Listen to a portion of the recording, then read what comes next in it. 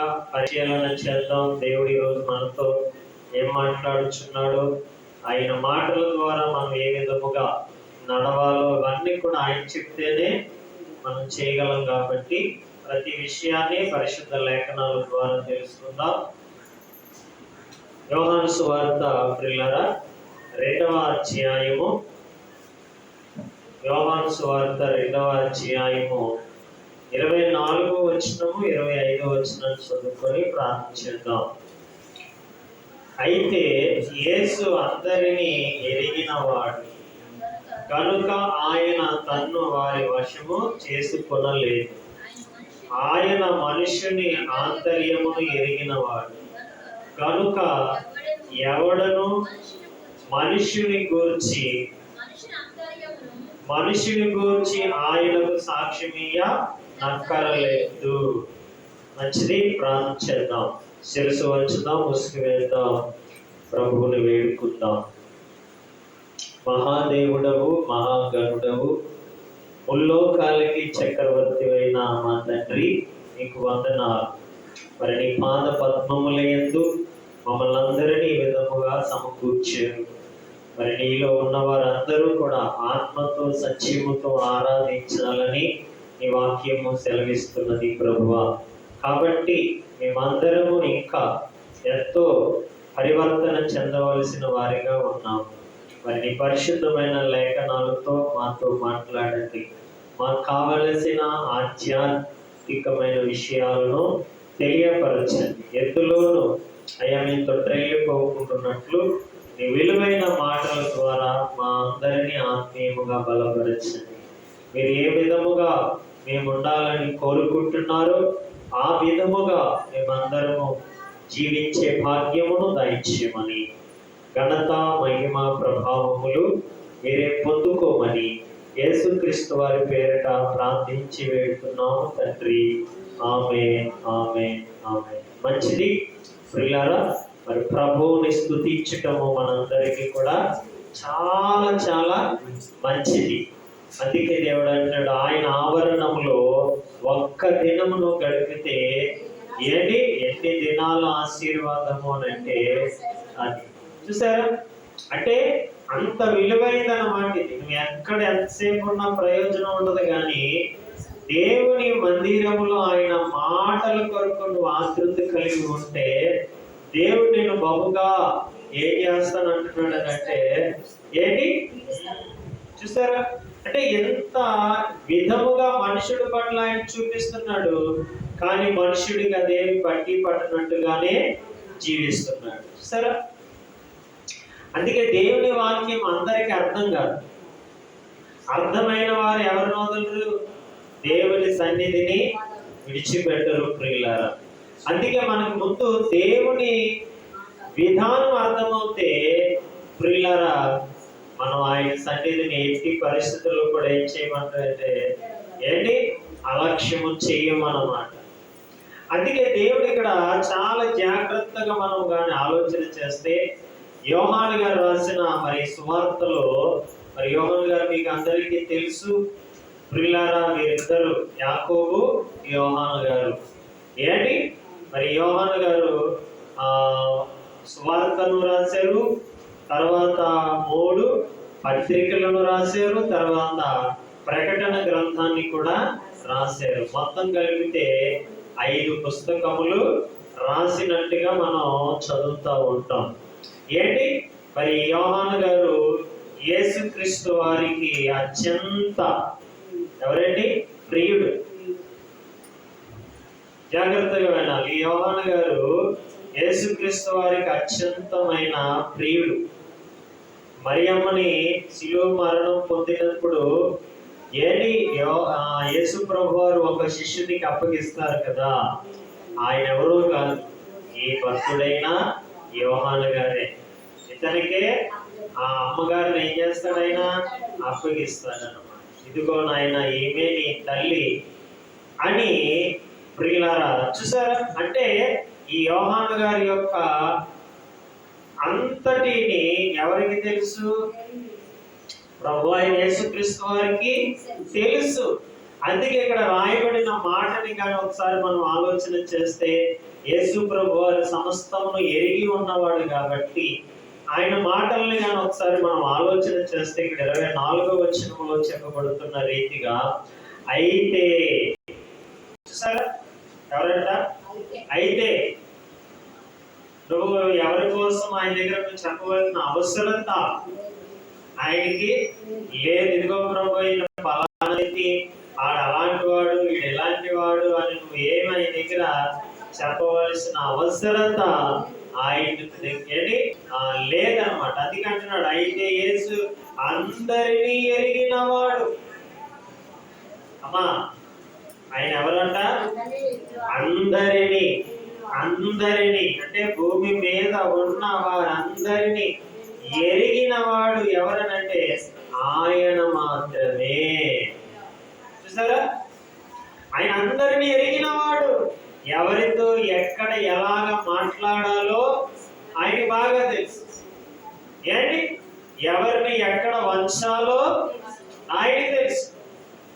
కాబట్టి మనం ఆయనకి ఏం చెప్పవలసిన అంత స్థాయి మనకి ఏమీ లేదు.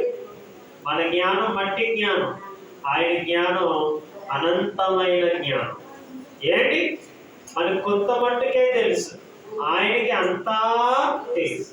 అంతా తెలిసిన వాడు కాబట్టి ఆయన చెప్పే ప్రతి మాట మనం జాగ్రత్తగా ఏం చేయాలంటే ఏంటి, ఆలోచించాలి. ఆయన మాటను ఆలోచిస్తే ఆ వాక్యమే నీకేం చేస్తూ ఉంటది అంటే మేలు చేస్తూ ఉంటుంది. అంటే నువ్వు ఎందులోనూ పడకుండా, ఎందులోనూ తొట్టిల్లిపోకుండా, ఎందులోనూ బలహీనుడు కాకుండా అది నేను ఏం చేస్తూ ఉంటది అంటే ఇలా బలపరుస్తూ ఉంటదన్నమాట. అంటే నిన్ను ఏ దుష్టుడి చేతికి కూడా ఏంటి మళ్ళించకుండా అది నేను ఏం చేస్తానంటే కాపాడు. అందుకే ఎప్పుడు ఆయన వాక్యాన్ని వినడానికి వేగురు పడుకోవాలి. నీ అంతటిగా నీవు ఆలోచించావంటే ఎరుకున పడిపోతావు, చిక్కబడిపోతావు అని ఉండదు బైబిల్లో. ఏంటి, ఎవరంతటికి మనంతటికి మనమే ఆలోచనలు కలిగేసి మనంతటికి మనమే అన్ని చేసేయగలము, నేను నడిచేయగలను ఏంటి అని అనుకుంటే అలాంటి ప్రతి వాడు ఏమైపోతాడనంటే చిక్కబడతాడు అన్నమాట. ఇక చిక్కబడిపోయాడంటే మళ్ళీ రావడం అనేది చాలా కష్టం అయిపోతుంది. అందుకే దేవుడు అంటున్న మాట ఏంటంటే ఇక్కడ యేసుక్రీస్తు వారి ద్వారా మనం నేర్చుకోవాల్సిన విషయాలు, అయితే యేసు అందరినీ ఎరిగిన వాడు. చూసారా, ఆయన అందరినీ ఎరిగి ఉన్నాడు. నీ సంగతి ఆయనకి తెలియదు అంటారా? నా సంగతి ఆయనకి తెలియదు అంటారా? చెప్పండి.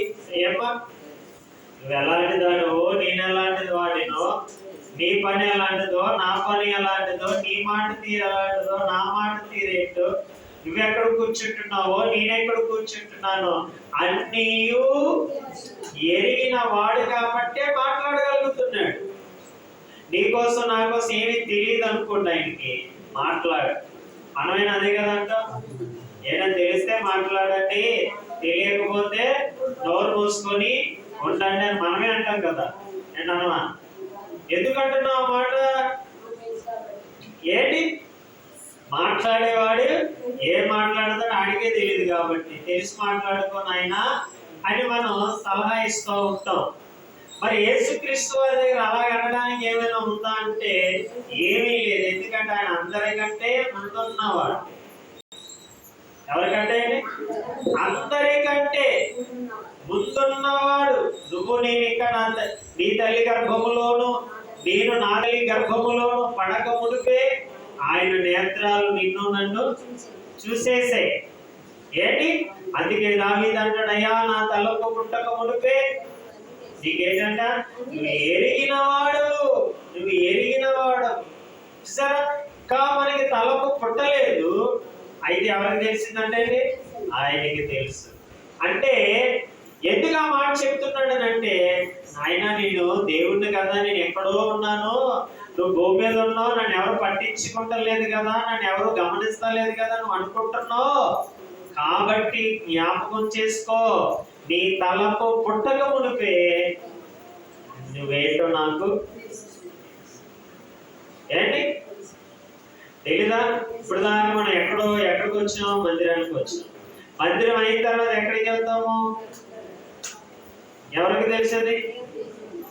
ఏంటి ఆయనకి తెలియదంటారా? ఏం చేస్తావు ఆయనకి తెలియదంటారా? ఏం మాట్లాడతావు అన్నది కూడా ఆయనకి తెలియదంటారా? అన్నీ ఎరిగినవాడు. చూసారా? అందుకే మనకి ఏది పుట్టుతుంది? భయం. ఏంటి? అందుకే మనకి దడపడతాం బాబోయ్. అందుకే ఆయన అంటాడు, అయ్యా నీ వద్ద నుండి నేను ఎక్కడికి ఏమంటాడు ఆయన? దావీదు రాజు ఏమంటాడు?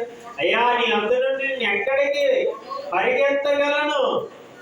ఏ గుర్రం ఎక్కినా నేను దొరికేస్తాను. ఏంటి?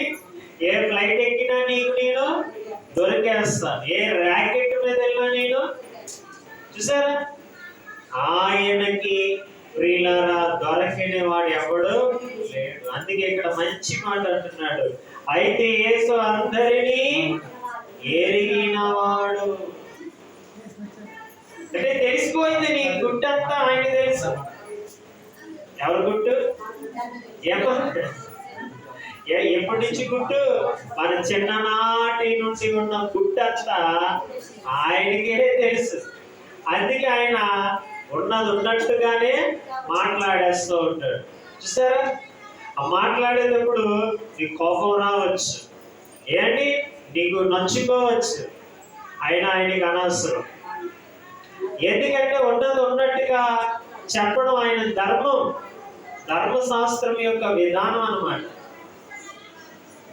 లేని అందుకే దేవుడు చెప్పేశాడు, ముందుగానే ఆయన చెప్పేశాడు, ఒరే నాన్న నువ్వు ఎవ్వరి కోసం నాకు సాక్షి ఇవ్వక్కర్లేదు, నాకు అన్నీ ఆదాము ఎలాంటి వాడో నాకు తెలుసు, ఏంటి ఏ తరం వారు ఎలాంటి వారు కూడా నాకు. అందుకే అక్కడ అనుకుంటున్నారు వారు ఆయనకి ఏమీ ఏంటి తెలియదేమో. చూసారా? అందుకే ఆయన అంటున్నాడు 24వ వచనంలో, అయితే యేసు అందరినీ ఎరిగినవాడు గనుక ఆయన తన్ను వారి వశము చేసుకొనలేదు. అంటే ఇంకా ఆయన గడియ రాలేదు. అందుకే ఆయన ఇంకా ఎవరికి అప్పగించుకోలేదట? ఆ సమూహానికి అప్పగించుకోలేదు. అర్థమవుతుందండి? జాగ్రత్తగా వచ్చిన భావాన్ని ఆలోచన చేస్తే, కనుక ఆయన తన్ను వారి వశము చేసుకొనలేదు. ఎందుకంటే ఆయన చేయవలసిన కార్యక్రమం ఎంతో ఉంది, ఎంతో పని ఉంది. ఆ పని అంతా అయ్యేంత వరకు కూడా ప్రియులారా ఆయన ఎవరికి చోటు ఇవ్వలేదు. సరే, అలాగే మనకి కూడా ఏముంది? పని ఉంది. ఏ పని? మన పని ఏ పని ఉందండి? దేవుడి పని ఉందా అంటున్నాం, కానీ ఆయన పనిని చూసారా? ఆయన పని చేస్తేనే ఆయన బిడ్డలుగా పిలువబడతాం. ఆయన పని చేయకుండా నేను దేవుడి బిడ్డనేడా అనే అధికారం మనకి ఉంటుందని చెప్పండి? ఉండదండి, ఎవరికి ఉండదు. అందుకే దేవుడు ఏం చేస్తున్నాడు? నువ్వు నా బిడ్డగా ఉండాలంటే నీకు చెప్పిన పనిలో మీరేం చేయాలంటే నమ్మకమైన వారిగా ఉండాలి అంటాడు. అందుకే దావీదు ఒక మాట అంటాడు, అయ్యా నీతో నేను సహవాసం చేయాలంటే, నీతో నేను నిత్యము గడపాలేనంటే నేనేం చేయాలి ప్రభువా అని దేవుడిని అడుగుతాడు. అప్పుడు దేవుడు అంటాడు, నువ్వు నాతో ఉండాలి అని అంటే ఇదిగో ఈ విధముగా నువ్వు చేస్తే నాతో ఎల్లప్పుడూ ఉంటావని మాట్లాడతాడు. ఒకసారి ఆ వచ్చిన భావాన్ని ఆలోచన చేద్దాం. కీర్తనల గ్రంథము 15వ అధ్యాయములో భక్తుడైన దావీదు గారు దేవుణ్ణి అడుగుతున్నాడు, అయ్యా నేను నీతో ఉండాలని కోరుకుంటున్నాను, నేను ఎలా ఉండాలో నీవే నాకు చెప్పు అని అంటాడు. చూడండి, యెహోవా అదిగోనేటి నీ గుడారములో అతిథిగా ఉండదగిన వాడు ఎవడు?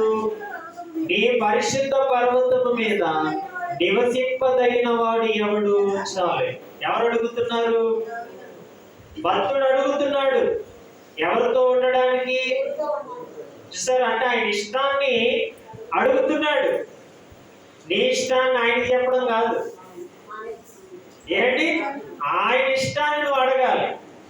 అది భక్తుడికి ఉండవలసిన ఉద్దేశాలు. మనం ఏం చేస్తాం? మన ఇష్టాలన్నీ ఆయనకి చెప్తాం, కానీ అందులో నీతి ఉండదు, అందులో న్యాయమే ఉండదు. ఏమా ఏయో నీ ఇష్టాలన్నీ చెప్పుకుంటా ఉంటావు.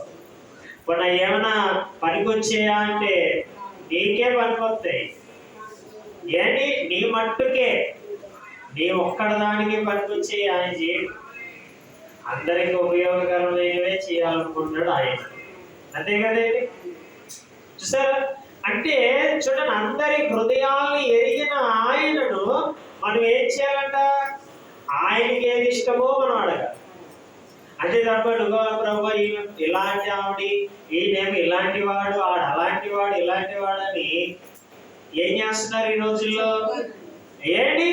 మనుషుల కోసం చెప్పడం నేర్చుకుంటున్నారు. ఎవరి దగ్గర? దేవుడి దగ్గర. చూసారు ఎంత విచిత్రంగా అయిపోయారు. అంటే వీరికి లేఖన పరిజ్ఞానము సరిగా లేకపోవడం వలన దేవుడి దగ్గర చెప్తున్నారు, వాడు అలాంటి వాడు, వీడు ఇలాంటి వాడు, వాడి మనసు అలాంటిది, వాడి తత్వం ఇలాంటిది. వద్దు, నువ్వు అలాగే చెప్పి ఆయన దగ్గర నువ్వు అపరాధిగా ఉండకూడదు. ఏంటి? అందుకే ఇక్కడ భక్తుడు ఎవరితో గడపాలని అనుకుంటున్నాడు? దేవుడితో. ఏంటి?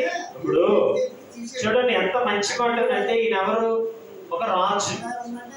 ఇప్పుడు ఈ దావీదు గారు ఒక రాజు అయితే, ఈ రాజుగారి దగ్గర అనేకమైన వారు వచ్చి ఈతో మాట్లాడుతూ ఉంటారు. ఏంటి? అంటే వారికి అపాయింట్మెంట్ ఇస్తారు. ఇదిగో ఈ రోజు రాజుగారు నీతో మాట్లాడాలనుకుంటున్నారు, లేకపోతే నేను పిలిచారు అని అనగానే ఆ సమాచారం ముందుగానే ఏంటి వారు సైనికులు ఏం చేస్తారు, లేకపోతే ఆయన దగ్గర ఉన్నవారు ఏంటి పర్సనల్ సెక్రటరీ అనేది ఇప్పుడు అంటే ఈ రోజుల్లో మనం అంటాం కాబట్టి, మరి ఆ రోజుల్లో ఆయన దగ్గర ఉన్న వారందరూ కూడా ఏం చేస్తారు? ఇదిగో నా అయ్యా నేను రాజుగారు పిలుస్తున్నారు, లేకపోతే రాజుగారు నీతో మాట్లాడాలంట అని చెప్పేటప్పుడు ముందుగానే వారు ఏమవుతారు? ప్రిపేర్ అవుతారు. అమ్మో రాజుగారి దగ్గరికి వెళ్తున్నాం, ఏంటి ఎలాంటి వస్త్రధారణ ఉండాలి, ఎంత నీట్గా ఉండాలి, ఏంటి ఆయనతో నేను ఎలాగ సంభాషణ చేస్తే ఆయన నా మాట వింటాడు, నా మాటని పొల్లైనను సున్నైనను తప్పిపోకుండా అనర్గళంగా నేను మాట్లాడాలని ముందుగానే ఏం చేస్తారని అంటారు. ఏంటి అంటే ఒక రాజు దగ్గరికి వెళ్ళేటప్పుడు చూడండి, ఒక ఎమ్మెల్యే గారి దగ్గరికి వెళ్ళేటప్పుడు కొంతమంది ప్రిపేర్ అవుతారు, ఒక ముఖ్యమంత్రి దగ్గరికి వెళ్ళేటప్పుడు కొంతమంది ప్రిపేర్ అవుతారు, ఒక ప్రధాన మంత్రి దగ్గరికి వెళ్ళేటప్పుడు అమ్మో చాలా చక్కగా ఏంటి మాట్లాడే విధానం 1కి 10 సార్లు వారు అద్దం దగ్గర నుంచోవడము, లేకపోతే తన ఎదుర్కొంటున్న వాడి దగ్గర మాట్లాడతారన్నమాట. చూసారా? అలాగ మాట్లాడే అధికారితో సంభాషణ అనేది చేస్తారు. అలాగా దావీదు దగ్గరికి ఎంతో మంది వచ్చేవారు, ఎంతో మంది ముచ్చటించేవారు ఆయనతో. ఏంటి ఇప్పుడు ఆయన దగ్గర రాజు అంటేనే అనేకులు వస్తూ ఉంటారు. మరి ఇప్పుడు ఆ దావీదు రాజే ఎవరితో ఉండడానికి అడుగుతున్నాడు? ఇప్పుడు చూసారేంటి, ఆయన కూడా ఒక మనుషుడే కదా, ఏంటి ఆయనకి కూడా కొన్ని ఇష్టాలు ఉంటాయి కదా. చూసారా? అది ఏ స్థానంలో ఉండి అడుగుతున్నాడు అనుకుంటున్నారు? ఏంటి దాస్యోహంలో ఉండి అడుగుతలేదు, స్వతంత్రుడై ఉండి అడుగుతున్నాడు. ఒక ఉన్నతమైన అధికారంలో ఉండి ఆ పదాన్ని ఆయన ఏం చేస్తున్నాడు అంటే అడుగుతున్నాడు. నిజంగా ఈ మాట మనం చదివేటప్పుడు నిజంగా అవును ప్రభు, ప్రతి మనుష్యుడు ఇలాగే ఆయన అడగాలి, ఆయనతో గడపాలి అంటే ఆయనతో ఉండాలి అని అంటే ఎవరి ఇష్టాన్ని అడగాలంట? ఆయన ఇష్టాన్ని నాకు చెప్పు ప్రభువా అని అడగాలి. వారే నిజమైన భక్తి గలవారు అవుతారు, వారే పిల్లల ఎల్లకాలము ప్రభువులో ఉండగలిగిన వారు. అంతే తప్ప కొంతమందిని చూస్తూ ఉంటాం, అవసరాల వరకే వస్తారు, అవసరాలు తీరిపోయిన తర్వాత ఏంటి నీకు నాకు పని లేదా అని అంటారు. ఇలాంటి వారిని చాలా మందిని మన సమాజంలో చూస్తున్నాం పిల్లలు. అలాంటి వారు పనికిరారు, ప్రభువులో ఉంటే నిలకడగా ఉండాలి. అందుకే అన్నాడు 12 మంది శిష్యులను కూడా అదే అన్నాడు, మీరు కూడా వారితో పోతారా ఉంటారా అని అడిగాడు. అప్పుడు ఆయన అంటాడు, అయ్యా నిత్య జీవము కలిగిన వాడు నిన్ను విడిచి మేము ఎక్కడికి పోగలము అని అంటారు. అవును, నువ్వు గ్రహించాలి, నువ్వు ఆలోచించాలి. ఇంతకంటే ఉత్తమమైనది, ఇంతకంటే మేలైనది, ఇంతకంటే దీవెనకరమైనది ప్రపంచంలో మరొకటి ఉంటే నిరభ్యంతరంగా వెళ్ళిపోవచ్చు. ఏంటి? నిరభ్యంతరముగా వెళ్ళిపోవచ్చు. కానీ ఎక్కడ అది లేదు. ఉందంటారా? అవన్నీ తిరిగి తిరిగి తిరిగి తిరిగి ఇక్కడికే మనం వచ్చిన వారమే. ఏమో గుడ్డిగా ఏమి మనము వచ్చిన వారము కాదు. అన్ని రుచులు ఎరిగి చూసి చూసి చూసి ఆ రుచుల్లో అన్నింటిలో కూడా చెత్తే ఉందని ఎరిగి అసలైన రుచి, అసలైన దైవత్వం ఎందుకు ప్రియులారా మనం వచ్చి ఉన్నాం. అందుకే ప్రియులారా మనందరికీ ఆయన మంచి పాఠాలు నేర్పుతున్నాడు. మళ్ళీ నువ్వు తొట్టెళ్ళిపోకూడదని, మరలా నువ్వు వెనక్కి తిరిగి చూడకూడదని, నువ్వు ఆయనతోనే యుగ యుగాలు ఉండవలసిన వాడు కాబట్టి ఆయన రహస్యాలన్నీ నీకు ఏం చేస్తున్నాడు? ఆయన తెలియపరుస్తున్నాడు. అంటే నేను ఎంత ప్రేమిస్తున్నాడో, నిన్ను ఎంతగా ఆదరిస్తున్నాడో ఆయన మాటల్లోనే మనకి చాలా చక్కగా కనబడిపోతుంది. అంటున్నాడు భక్తుడు, యెహోవా నీ గుడారములో అతిథిగా ఉండదగిన వాడు ఎవడు అని అడుగుతున్నాడు, ప్రశ్నిస్తున్నాడు. ఇలా ప్రతి భూమి మీద ఉన్న మానవుడు అడిగితే ఆయనకి ఎంత ఆనందం ఉంటుందో చెప్పండి. ఏమా ఎంత మురిసిపోతాడో మహానుభావు. కానీ ఈ 133 కోట్ల ప్రజలలో, అంటే మన భారతదేశంలో ఉన్న 133 కోట్ల ప్రజలలో ఎంతమంది అడగలం అలాగే?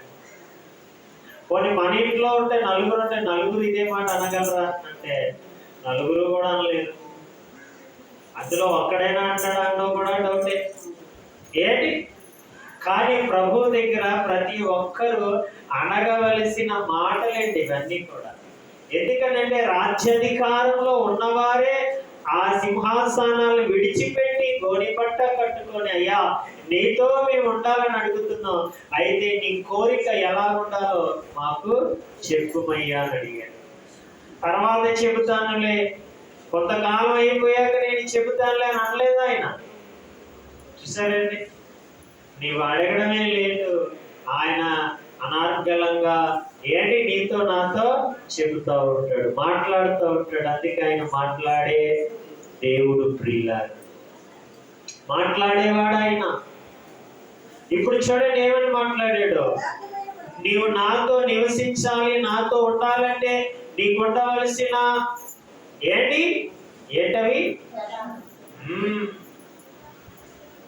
లక్షణాలు, గుణాలు, సుగుణాలు ఇలాంటివి ఉంటేనే నువ్వు నాతో ఉండగలవు. ఇందులో ఏ ఒక్క లక్షణం నీలో లేకపోతే నన్ను ఈసారి ప్రభువాని పిలవద్దు, యెహోవాని కూడా పిలవద్దు అంటున్నాడు. చూసారా ఎంత ఖచ్చితంగా? అవును, నిజమే, చెప్పాలి. మాస్టర్ గారు చెప్పకపోతే విద్యార్థికి ఏమీ తెలియదు.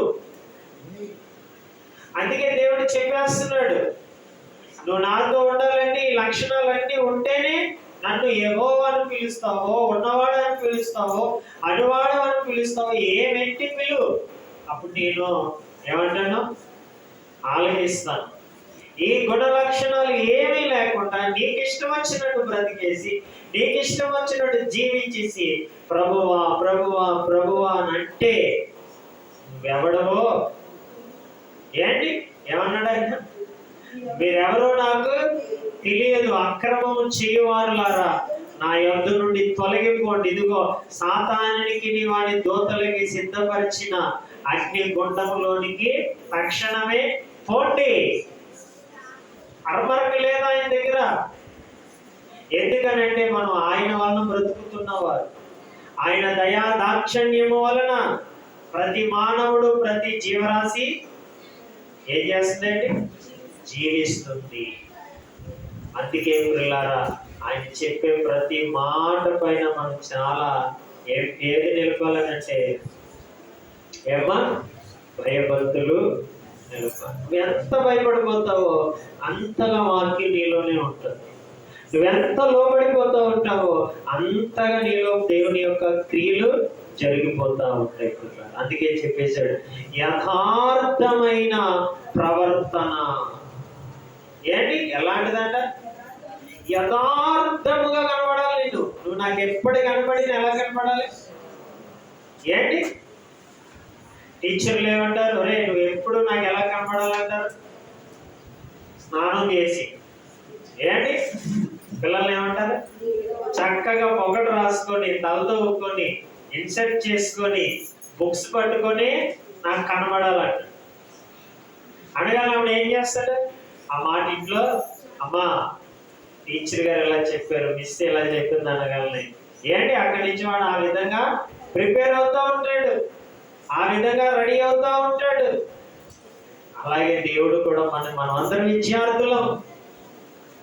మరి ఆయన సన్నిధిలో పాఠాలు నేర్చుకుంటున్నవారు, బ్రతుకు పాఠాలు, జీవితం యొక్క పాఠాలు నేర్పుతున్నాడు మహానుభావుడు కూర్చుండబెట్టి ఉచితముగా. ఏంటి మనకి అందరికీ చక్కగా నేర్పుతున్నాడు పిల్లరా. అయితే ఆయనతో నువ్వు నేను ఉండాలి అని అంటే చెబుతున్నాడు ఆయన నోరు విప్పి చెప్తున్న మాటలు. యథార్థమైన ప్రవర్తన కలిగి ఏం చేయాలంటే ఇప్పుడు నువ్వు నీతి. ఏంటంటమ్మా? నీతి. నీతి ఎక్కడుంది? నీతి ఎక్కడుంది? నీతిని ఏం చేయాలంట? అనుసరించు. అది నీతినే అనుసరించాలి. నేను నీకు కావాలి అని కోరుకుంటున్నా కాబట్టి నేను నీకు అన్ని వేళలా నీతోనే నేను ఉండాలంటే నువ్వు యథార్థమైన ప్రవర్తనను కలిగి నీతిని ఏం చేయాలి? అనుసరించాలి. చెప్పాడు ఆయన మనసులో మాట చెప్పాడు. ఆయన ఆంతర్యంలో ఉన్న విషయాన్ని తెలియపరిచాడు. ఇప్పుడు మరి మనం ఏం చేయాలి? మళ్ళీ అడుగుదామా?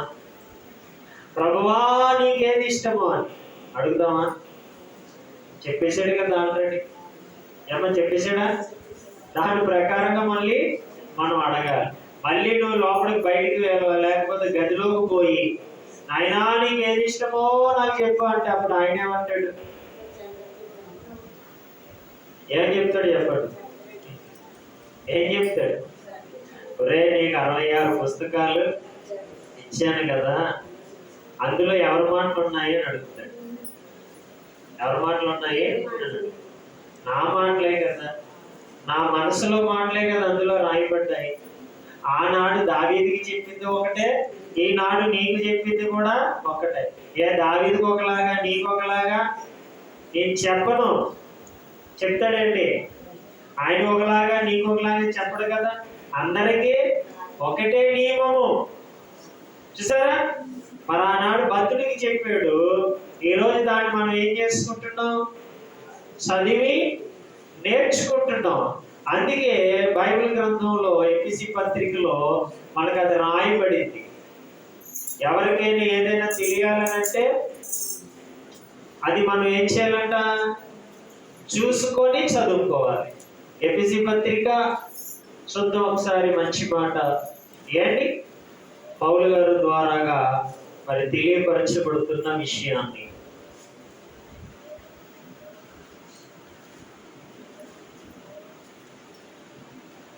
ఏంటి? ఎఫెసీ పత్రిక 3వ అధ్యాయము 4వ వచనము.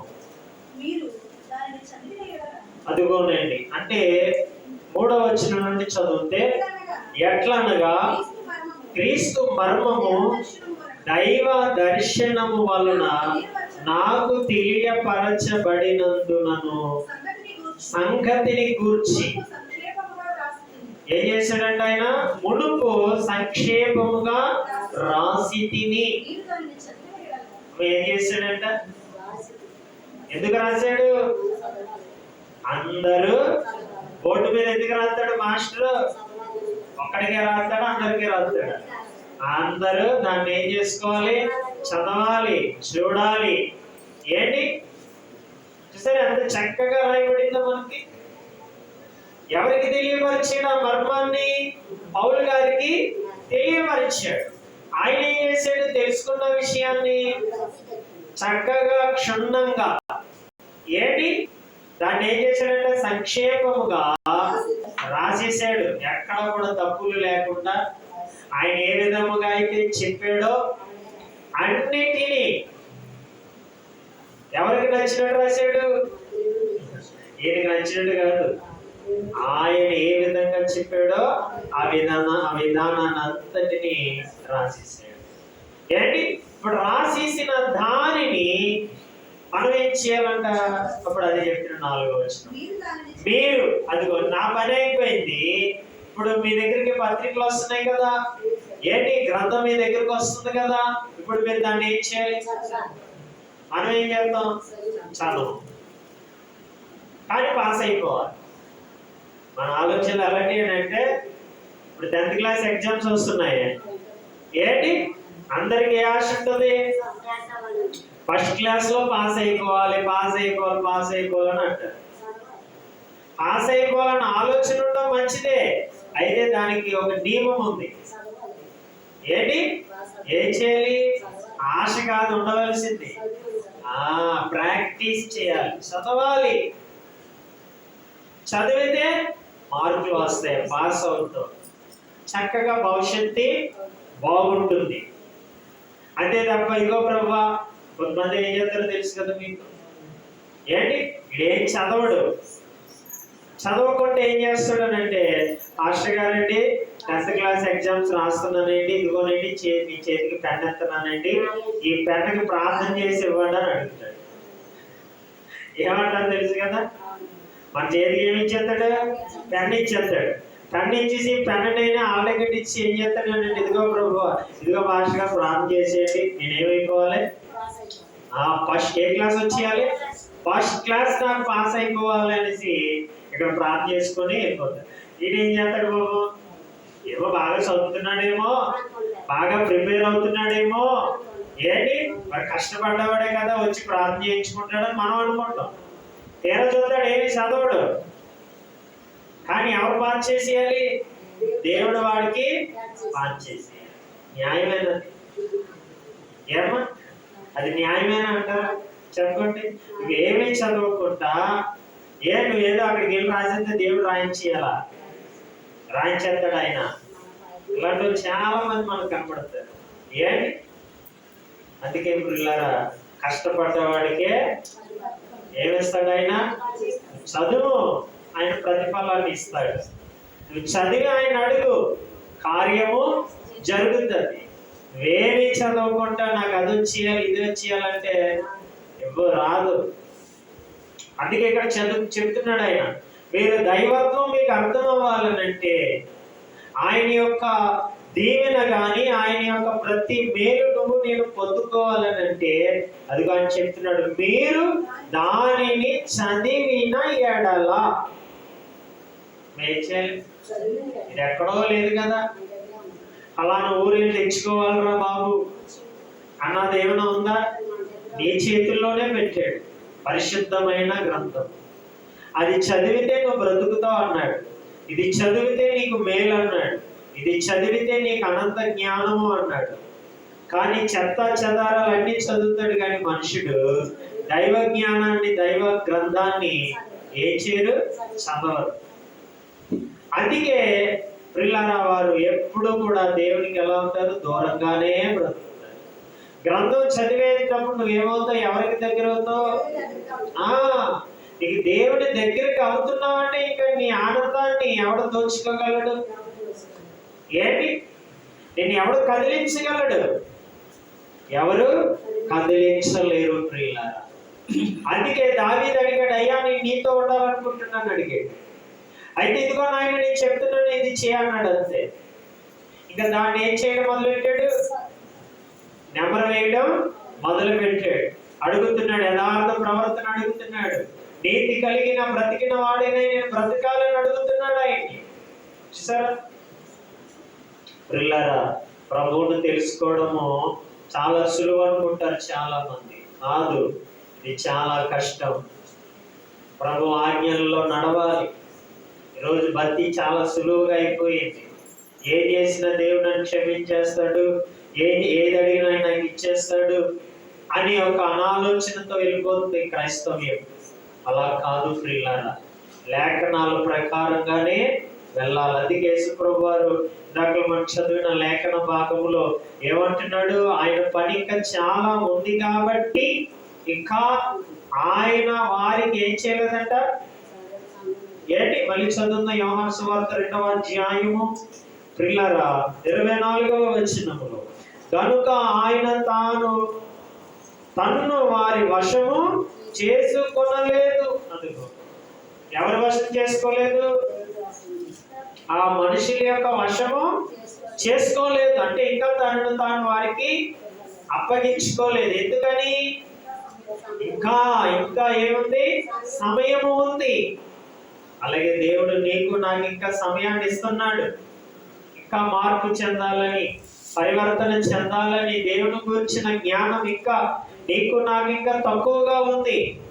అందుకే ఇంకా ఆయన మనకి ఇంకా బ్రతుకు కాలాన్ని పొడిగించి ఏంటి మనకి విద్యని ఏం చేస్తున్నాడు? నేర్పుతున్నాడు. చూసారా? దీని కొరకు మనం అందరం కూడా ఏం చేయబడాలి? ప్రయాసపడుతూ ఉండాలి. కింద వచ్చిన అన్నాడు ఇప్పుడు ఏంటి? అప్పగించుకొనలేదు. ఆయన మనిషిని ఆంతర్యమును ఎరిగినవాడు. చూడండి ఇప్పుడు, కనుక ఎవడును మనిషిని గురించి ఆయనకు సాక్ష్యం ఇయ్యనక్కరలేదు. నీ పని నువ్వు చేయి అంతే తప్ప నీ సమయాన్ని అంతటిని ఎవరి మీద పెడతారు? ఇప్పుడు ఒకడి మీద ఒకడు చెప్పుకొని ఏం చేస్తారంటే ఇచ్చిన ఆయుష్ని ఏమా ఇలా గడిపేస్తున్నారు. సరే అలాగైపోయిందో. అందుకే ఎవరైనా ఆయన నీకు ఎందుకురా వాడి గొడవ, నాకు అన్నీ తెలుసు, నువ్వు చెబితే నేను నేర్చుకునేవాడు కాదు. అందుకే ఒక చోటు ఉంటుంది, ఆయనకు ఆలోచన నేర్పినవాడు ఎవడు? ఏంటి? ఆయనకు మంత్రి ఉన్నవాడు ఎవడని యెషయా ప్రవక్త ఏంటి అంటా ఉంటాడు. నిజమే, ఆయనకు ఆలోచన చెప్పినవాడు ఎవడైనా ఉన్నాడా? ఆయనకి సలహాదారుడు ఎవడైనా ఉన్నాడా? ఏంటి? ఎవడును లేడు ప్రియులారా. కాబట్టి నీ పని నువ్వేంటో చేయి అంతే తప్ప అడుగువాడు అలాంటి ప్రభువా, వీడు ఇలాంటి ప్రభు అని నిన్ను నువ్వు ఎందుకు ఆయనకు దూరం చేసుకోవడం? వద్దు. ఈ లక్షణాలు ఎవరికి కూడా ఉండాలా? ఉంటే నువ్వు దేవుడికి పనికిరావు. ఈ లక్షణం ఆయనది, ఆయన చూసుకుంటాడు. ఏంటి? ఎవరికి ఏ ప్రతిఫలం ఇవ్వాలో ఆయనకి తెలుసు. అంతే తప్ప నువ్వు ఆయన కోసం ఇదిగో నాయన వాడికి ఈ ప్రతిఫలమి, వాడికి ఈ ప్రతిఫలమి అంటూ చెప్పకర్లేదు. అందుకే మనుషుడు చేయవలసినవి ఏంటో మనుషుడు చేయాలి, దేవుడు చేసేదేంటో దేవుడు చేయాలి. కానీ మనుషుడు ఎలా ఉంటాడనంటే ఆడు చేయవలసింది మర్చిపోతూ ఉంటాడు. అవసరం లేని వాటిలో ఏం చేస్తూ ఉంటాడో దూరుతూ ఉంటాడు. ఎంత విచిత్రంగా ఉంటాడండి మానవుడు. అందుకే దేవుడు అన్నీ కూడా మనకి అన్నీ కూడా దేవుడు ఏం చేస్తూ ఉంటాడు? చెప్తూ ఉంటాడు. చెప్తాడు ఆయన. ఎందుకంటే ఆయన నీ తండ్రిగా ఉన్నాడు, నీకు బోధకుడిగా ఆయన ఉన్నాడు కాబట్టి. అందుకే మంచి మాట, కనుక ఎవడును మనుష్యుని గూర్చి, సరే ఏ మనుషుడైనా, వాడు రాజు గురించి నువ్వు చెప్పక్కర్లేదు, లేకపోతే ఆ లాజరు గురించి నువ్వు నాకు చెప్పక్కర్లేదు, లేకపోతే ఏంటి ఎవడు ఆ ధనవంతుడి కోసం నీవు తెలియదంటారా ఆయనకి? లేకపోతే ఎవరైనా చెబితేనే లాజరు కోసం తెలిసిందా? ఎవరైనా చెబితేనే ధనవంతుడి కోసం తెలుసా ఆయనకి? ఏంటి మనుషుడు చెబితేనే వారికి ప్రతిఫలాన్ని ఇచ్చాడా? లేదే. అందుకే అంటున్నాడు ప్రియులారా, నీ ప్రతి అణువు ఆయనకి క్షుణ్ణంగా తెలుసు. అందుకే నువ్వు నీకు ఇచ్చిన పనిలో నువ్వు నమ్మకమైన వారిగా, నీకు ఇచ్చిన పనిలో నువ్వు ఏంటి చక్కగా కొనసాగింపబడు. అంతే తప్ప కాలాన్ని ఇలాగా అలాగే నువ్వు తిప్పుకోవద్దు. వ్యర్థము చేసుకును వద్దు. అది నీ పని కాదు, అది నా పని. ఏంటి? నా దాంట్లో నువ్వు దూరద్దు అన్నాడు. చూసారా? నేను చేయవలసిన దాంట్లో నువ్వు రాకు. కాబట్టి విషయాలన్నీ కూడా మనకి చక్కగా ప్రభుల వారు ఏం చేస్తున్నారు అంటే బోధ చేస్తున్నాడు పిల్లరా. అందుకే దావీదు అంటున్నాడు, అయ్యా నేను ఎలా ఉండాలో కోరుకున్నాడు. అప్పుడు ఆయన చక్కగా చెప్పాడు, ఇలా ఉంటే చాలు అయినా, ఇలా ఉంటే చాలు అని కిందకు వచ్చేటప్పటికి ఆ మనుషుడు అలా కింద వచ్చినానికి వచ్చాను. అట్టివాడు కిందకి బాగా కింద వచ్చిన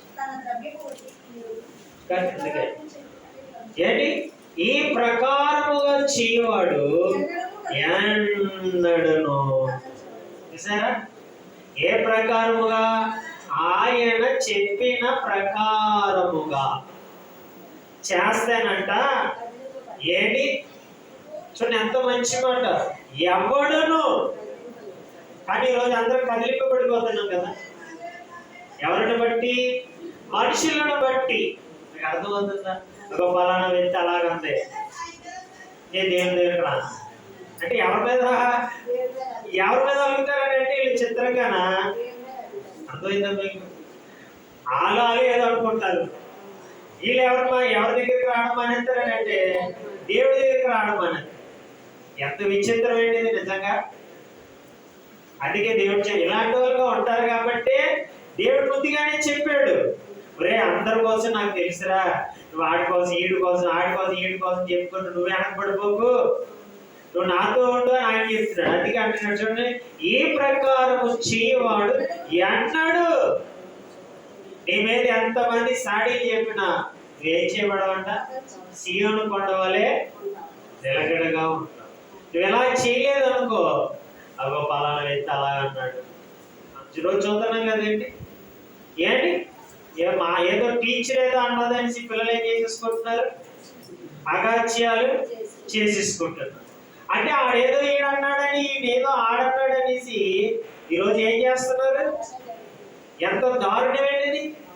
తల్లి బిడ్డను అన్నదని, బిడ్డ తల్లి అన్నదని ఇంకేమి కనబడతలేదు.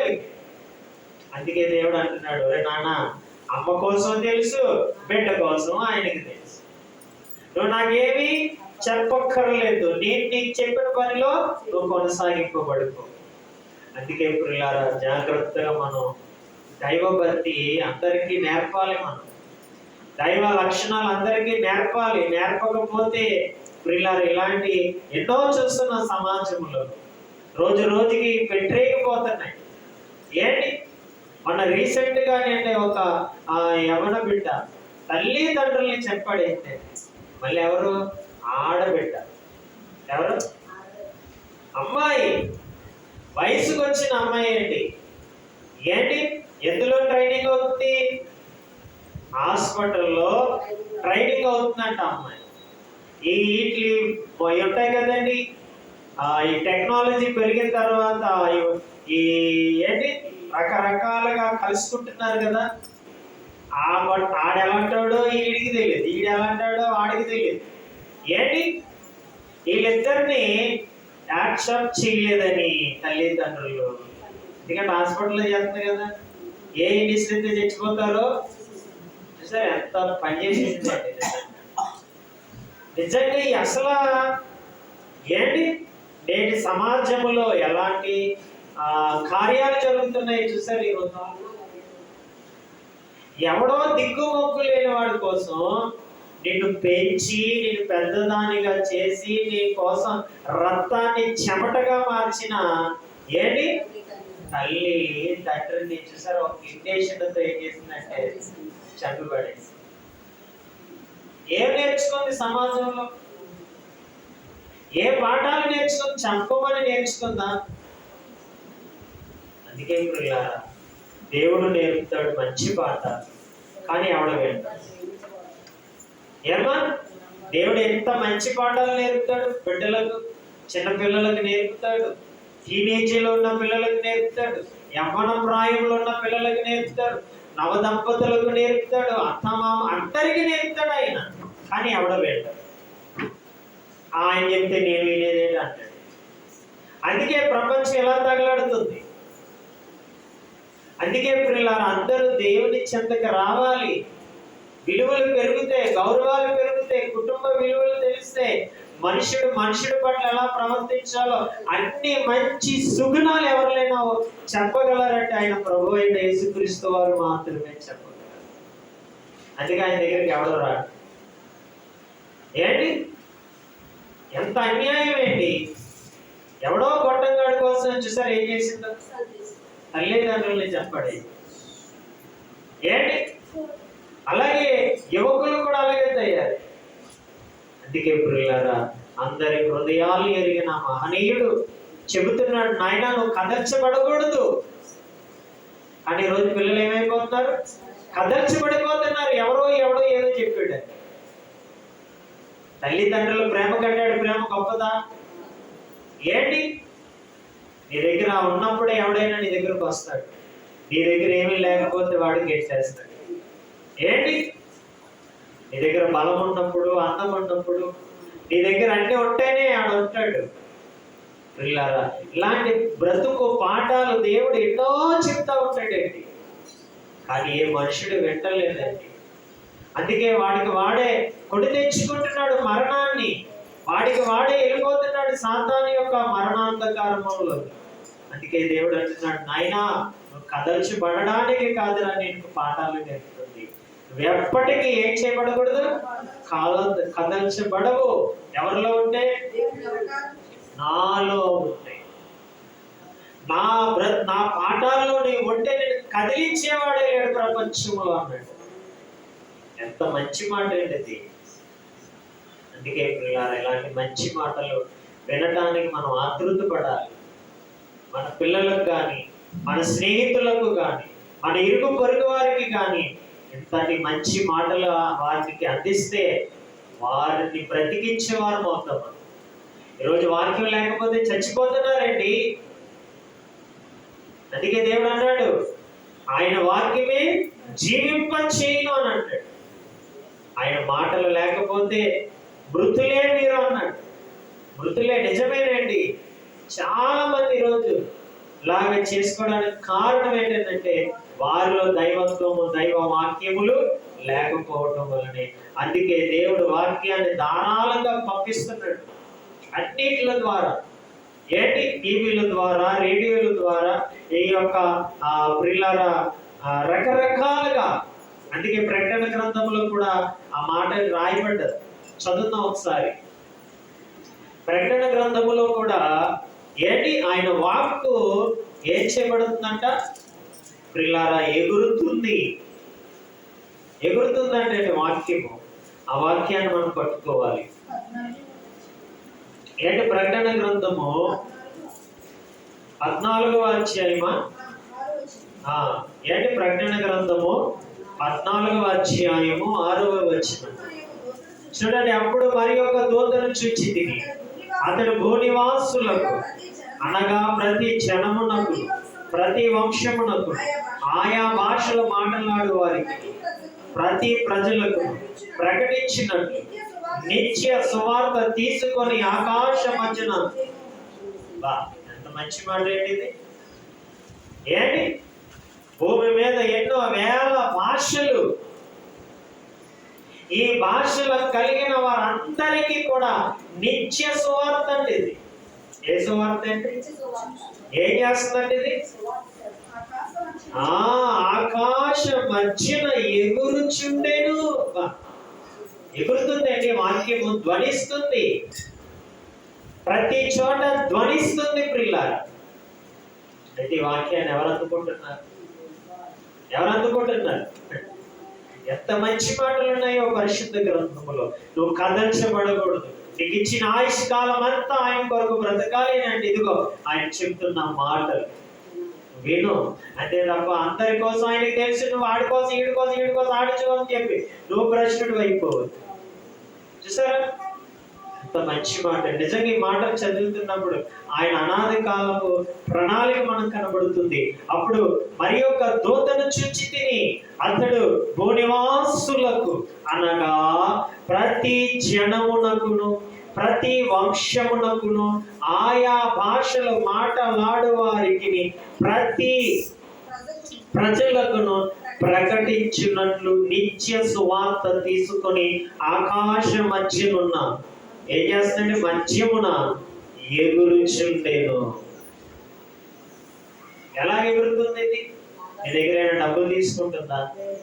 నీ దగ్గర ఏమైనా కాల్కీలు అడుగుతుందా? లేదే. మీ ఉచితముగా పొందితివి, ఉచితముగానే ఇస్తున్నాము అన్నారు అన్నటి భక్తులు. అయితే ఎవరు దీన్ని అందుకుంటలేదు.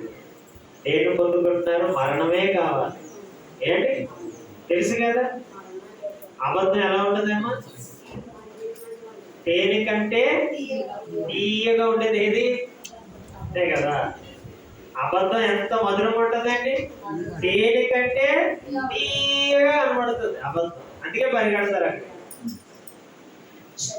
ఏంటి నిజం ఎలా ఉంటదని అంటే బాగా వగరగా ఉంటది. చాలా వగర, అమ్మ బాబాయ్ అన్నట్టుగా ఉంటది. అందుకే దీని దగ్గరికి ఎవ్వరు రారేంటి. అందుకే అబద్ధం తీయగా ఉంటది, తేనెలా మధురంగా ఉంటది. అందుకే అందరూ దాని దగ్గరికే పరిగెడతారు. అందుకే ప్రియులారా, మంచి మాటలు మనం వినాలి. మనం కదలబడకూడదు. మనం కదలకుండా ఉంటేనే ఎవరికైనా చెప్పగలం. మనమే ఊగిపోతూ ఉంటుంటే, మనమే అటు ఇటు చెదిరిపోతూ ఉంటుంటే, ఒక నెల అలా ఉంటే, ఒక నెల అలా ఉంటే, ఒక వారం ఎలా ఉంటే, 2వ వారం అలా ఉంటే, ఒక రోజు ప్రార్థన చేసి ఒక రోజు ప్రార్థన చేయకుండా ఈ కదలిక ఉండకూడదు మనలో. చక్కగా నిలకడగా ఉండాలి. అది వాక్యం ద్వారాగానే నిలకడగా ఉండాలి. అప్పుడు ప్రియులారా, నీ నోట ఏముందంటే నిత్య సువార్త నీలోనే ఉంది. ఏంటి? అనేక భాషలు భూమి మీద. ఆ భాషలన్నిటిలోనికి ఈరోజు వాక్యం ధారాళంగా వెళ్ళిపోతుంది. ఎవడు ఆపగలడు దీన్ని? ఆపలేరేంటి. కాబట్టి ప్రియులారా, మనమందరం అందుకే యెహోవా కాగలిగిన జనులు ధన్యులు. మనమందరం ధన్యులుగా ఉండాలని ఆయన ఆశపడుతున్నాడు. కాబట్టి ప్రియులారా, నువ్వు మనుషుల కోసం ఏమీ ఆయనకి చెప్ప అక్కర లేదు. ఎందుకంటే నువ్వు చెప్పి నీ సమయాన్ని వృధా చేసుకోకు. నీకు ఇచ్చిన పనిని నువ్వు సంపూర్తిగా నెరవేర్చవలసిన వారిగా ఉన్నావు. దేవుడి పరిశుద్ధ మాటలు మన వినికిడిలో దీవించును గాక.